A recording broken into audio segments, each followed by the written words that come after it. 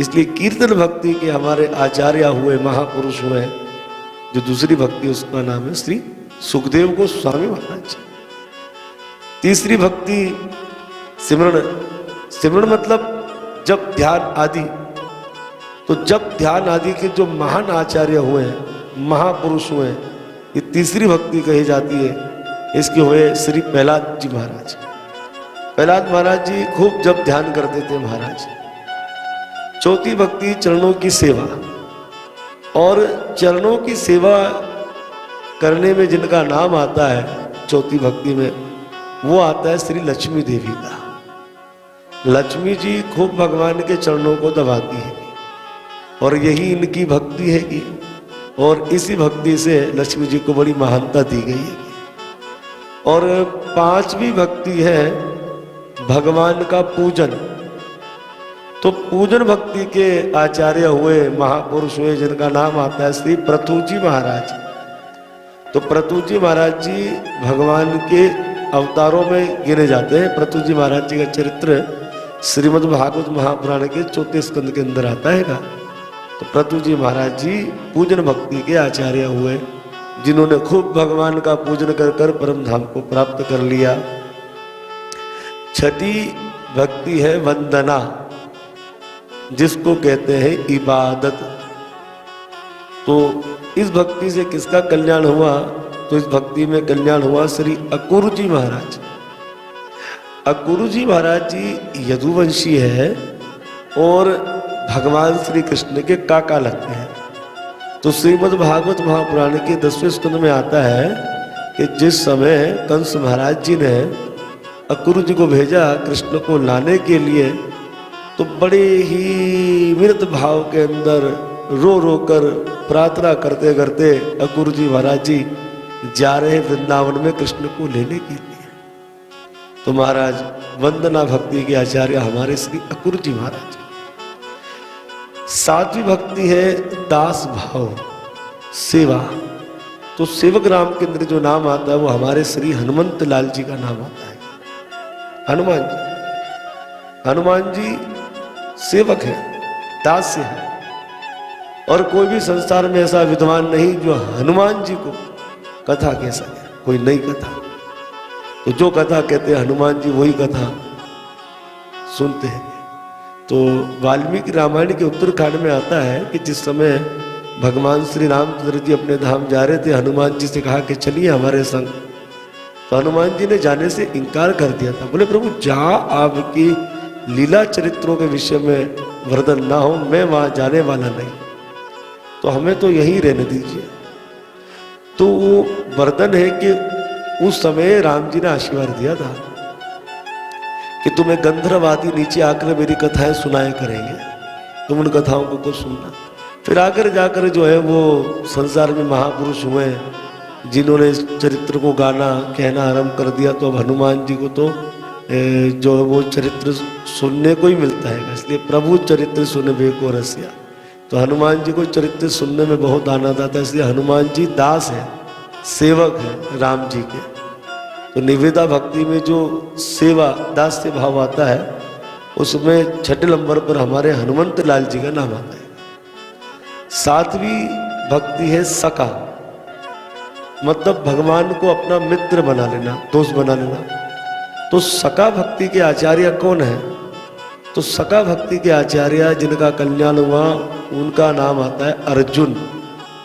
अर्जुन श्री कृष्ण को अपना सखा कहते थे, दोस्त कहते थे। तो अर्जुन का कल्याण हो गया। और अंतिम जो निवेदा भक्ति में जो 9वीं भक्ति आती है जिसका नाम है आत्मा समर्पण। तो आत्मा समर्पण करने वाले कौन है? तो वो है श्री बलि महाराज जी। तो 9वें नंबर पर श्री बलि महाराज जी का नाम आता है। जब भगवान ने बलि का सब कुछ ले लिया, उस समय बलि महाराज जी भगवान से कहते कि प्रभु अब तीसरा भक्त को इस दास के पैर सर पर ही रख लीजिए, जिन्होंने अपने आप को भी भगवान पर निछावर कर दिया। तो ये है निवेदा भक्ति। तो ये है निवेदा भक्त जिनका कल्याण हुआ। अब हिरण्याकशिपु तो बड़ा ही लाल पीला हो गया कि पहले तो मेरे पुत्र ने मुझे एक उपदेश दिया था कि गृहस्थी एक अंधेरा कुआं है, और आज ये प्रहलाद मुझे नौ बातें बता रहा हैगा। तो उस समय गुरुजनों को बुलवाया और कहा कि देखो मूर्खों, पहले ये मुझे एक बात बता रहा था, अब तो ये नौ बात बता रहा है, तुमने ये क्या पढ़ाया? तो गुरुजनों ने कहा, भगवान हम आपकी सौगंध खाते हैंगे, ना तो हमने पढ़ाया और ना ही तो किसी विष्णु के गुप्तचर ने पढ़ाया, ये आपका पुत्र कहीं से पढ़ाया ही आया है। इसलिए आपके पुत्र को कृष्ण गिरे लग गया है, छूत की बीमारी है, बड़ा भयंकर रोग है। कृष्ण गिरे लग जाए तो उसके लक्षण क्या है? बोले या तो कभी वो हंसता है, या तो कभी रोता है, या तो कभी गाता है, और या तो कभी नाचता है। रोता बहुत है, और ऐसी बीमारी है, छूत की बीमारी है कि अगर एक तिलकधारी कंठीधारी आ जाए तो उसको देखा देखे अन्याय भी होने लग जाते हैं। तो महाराज आपके पुत्र को भी कृष्ण गिरे लग गया। आज तो आपका पुत्र ये हरिभक्त बना, लेकिन इसको देखा देखी अन्य असुर बालक भी हरिभक्त बन जाएंगे। इसलिए प्रहलाद आपका अंग है, और अंग में अगर भक्तों कोई रोग हो जाए, अक्सर होता है ना, कुछ अंग में रोग हो जाता है तो डॉक्टर साहब कहते उस अंग को काटना पड़ेगा, नहीं तो उससे पूरे शरीर का नाश हो जाएगा, तो उस अंग को कटवा लेते हैं। जबकि अपना अंग सबको प्यारा होता है। कभी कभी भोजन करते समय दांतों के बीच में जीवा आ जाती है, तो किसी ने हथौड़ा लेकर दांतों को टपकाया, नहीं, बोले साहब दांत भी हमारे तो जीवा भी हमारी है। इस तरह जब उस अंग में रोग हो जाता है तो उस अंग को काट दिया जाता है। तो यहां पर गुरुजन यही कह रहे हैं, प्रहलाद को भी रोग हो गया है और ये रोग आगे बढ़े, इसलिए आप प्रहलाद की लीला को समाप्त करवाइए। इस तरह से प्रहलाद महाराज जी को शूलों से मारा, पर जब शूल मारे प्रहलाद जी के अंग पर, वो शूल कुछ नहीं कर सकते, जो भगवान उनकी रक्षा कर रहे थे।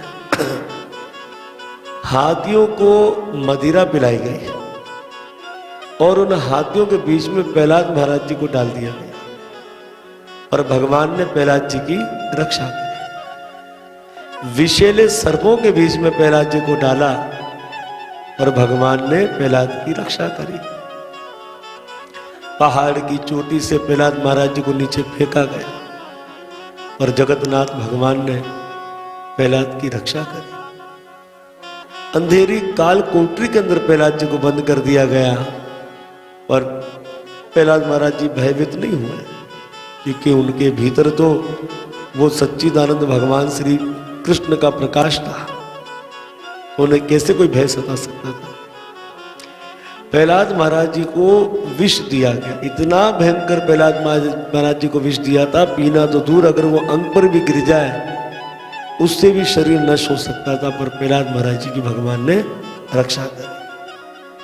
प्रहलाद जी का खाना पीना बंद कर दिया, पर भगवान ने रक्षा करी। प्रहलाद महाराज जी को आग में डाला गया। अब यहाँ तो लिखा है भागवत में आग में डाला गया, पर पुराणिक कथा है कि प्रहलाद महाराज जी की जो भुआ थी जिसका नाम था होलिका, जैसे हिरण्याकशिपु ने ब्रह्मा जी का तप किया था, वैसे होलिका ने भी तप किया था, और होलिका की इच्छा थी कि मैं अग्नि स्नान करूं, मुझे अग्नि जला ना सके। तो ब्रह्मा जी ने होलिका को एक चुंदरी दी थी, तो वरदान होलिका को नहीं था, वरदान तो चुंदरी को था कि अगर जब ये माथे पर चुंदरी ओढ़ेगी तो बड़ी से बड़ी अग्नि में स्नान करेगी, अग्नि जला नहीं सकती। तो इस तरह से होलिका ने कहा कि भैया आप अग्नि लगाइए, मैं प्रहलाद को गोद में लेकर बैठ जाऊंगी, मेरे माथे तो चुंदरी होगी तो मुझे तो अग्नि नहीं जला सकती, पर होगा क्या? होगा ये कि ये प्रहलाद जलकर भस्म हो जाएगा। अब यहां पर भगवान को दो बातों पर ध्यान देना था। एक ब्रह्मा जी के वरदान, क्योंकि ब्रह्मा जी भगवान के भक्त हैं और भगवान को ब्रह्मा जी के वरदान की लाज रखनी थी। और दूसरा अपने भक्त की रक्षा, क्योंकि भगवान तो भक्त वांछा कल्पत्रु है, भक्त रक्षक हैंगे। तो यहां पर भगवान ने दोनों बातों पर ध्यान दिया, ब्रह्मा जी के वरदान पर भी और अपने भक्त प्रहलाद पे भी। तो कहते हैं कि पीछे से हवा चली और चुंदरी जो थी वो आगे प्रहलाद महाराज जी के माथे। तो वरदान होलिका को नहीं था, वरदान चुंदरी को था। तो भगवान ने ब्रह्मा जी के वरदान की इलाज रखी और वे चुंदरी प्रहलाद जी के माथे आ गई। इसलिए प्रहलाद जी महाराज जी को अग्नि नहीं जला सकती थी। अग्नि की लपेट ने होलिका को जलाकर भस्म कर दिया और तब से ये होलिका दहन आरंभ हो गया, होली जलाना। कुछ लोग होली के दिन कहते हैं कि होली माता की जय। वो लोग ये गलत करते हैं, क्योंकि होली कोई देवी नहीं थी, वो तो एक राक्षसनी थी और जिसका मकसद था प्रहलाद जी को मारना। और वैसे भी उसकी जय तो हुई नहीं, वो तो जलकर भस्म हो गई। अरे जय जो हुई वो हुई प्रहलाद महाराज जी की, इसलिए प्रहलाद महाराज जी की जय कहनी चाहिए। और होली में आपको दो तरह के लोग नजर आएंगे। कुछ लोग मदिरा पीते हैं, लड़ते हैं, झगड़ते हैं, सड़े अंडे मारते हैं, टमाटर मारते हैं सड़े में। तो ये वो लोग हैं जिन्हें शायद तकलीफ है कि भगवान ने प्रहलाद महाराज जी की रक्षा क्यों करी, प्रहलाद क्यों बचे। ये वो लोग हैं जो पर्व को अमन से नहीं मनाते, शांति से नहीं मनाते। तो ये वो लोग हैं।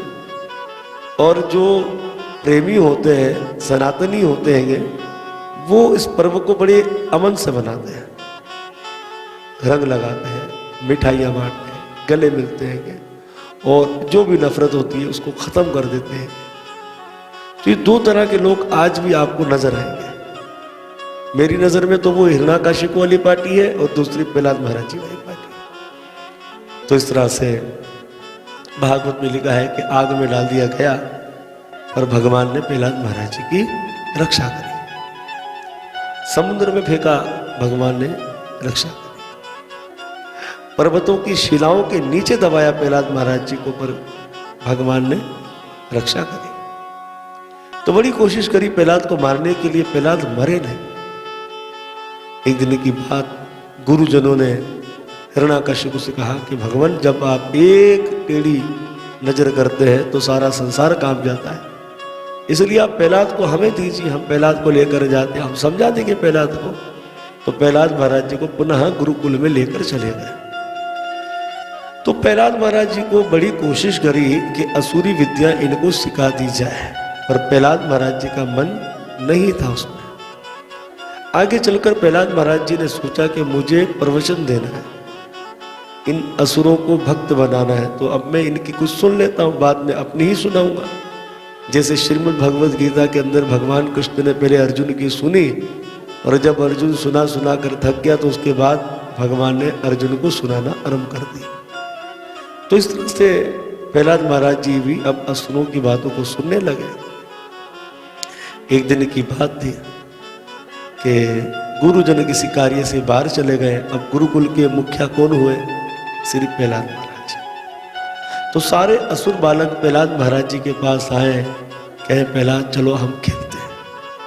तो प्रहलाद जी ने कहा नहीं, खेल कूद में समय को जाया मत करो, और जो मैं तुम्हें उपदेश दे रहा हूँ और जो तुम्हें मैं खेल बता रहा हूँ वो खेल खेलते हैं। तो बच्चों ने सोचा शायद कोई नया खेल प्रहलाद बता रहा है, अच्छा प्रहलाद बता कौन सा खेल। तो प्रहलाद जी ने कहा वो खेल है आंख मिचोली। बच्चों ने कहा प्रहलाद ये तो पुराना खेल हैगा। तो प्रहलाद जी ने कहा